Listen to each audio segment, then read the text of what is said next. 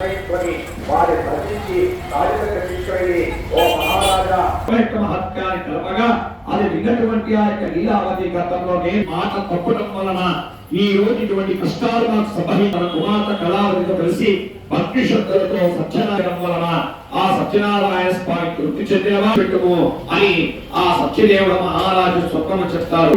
ప్రజలందరినీ కూడా సభ చేసి రాత్రి వచ్చేటువంటి స్వప్నాన్ని ఆ కన్నవాళ్ళందరికీ వచ్చి ఆలస్యం చేయకుండా ఆ వైశ్యులు ఆ చరశాలు అనేటువంటి వైశ్యులందరూ కూడా రాజమండ్రి తీసుకుని ఆ వైశ్యులు రాజుకు నమస్కరించి ఈ రాజభ్రాంతులు చెందుతూ మోహనిస్తూ ఉన్నారు. అలా అనుగ్రహం లేకపోవడం వలన మీకు ఇటువంటి కష్టాలు సంభవించాయి, ఇంకా మీకు భయం లేదు, మిమ్మల్ని విడిచిపెడుతున్నా అని చెప్పి వారి క్షురాధికం చేయించి కట్టుకోవడానికి నూతన పట్టు వస్త్రాలు ఇచ్చి వారి స్వాధీనం చేసుకునేదానికి రెట్టి రాజును అనేక కొనియాడుతూ ఆ రామ యొక్క గ్రామానికి కోటకు బయలుదేరున్నారు ఆ వైశ్యులు. అది సత్తా సమాప్త వాద్యం దాన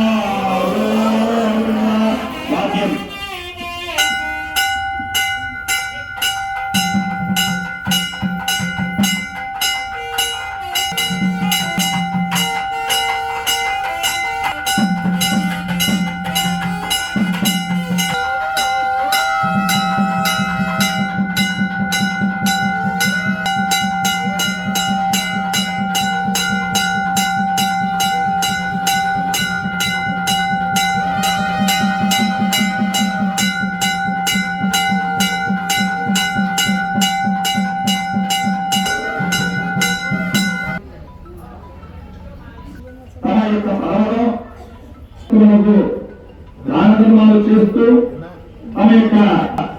తమ యొక్క విశ్రాంతి కొరికి తమ పడవను ఒట్టుబట్టి మీరు చూస్తే చాలా ధనవంతుల్లా ఉన్నారు.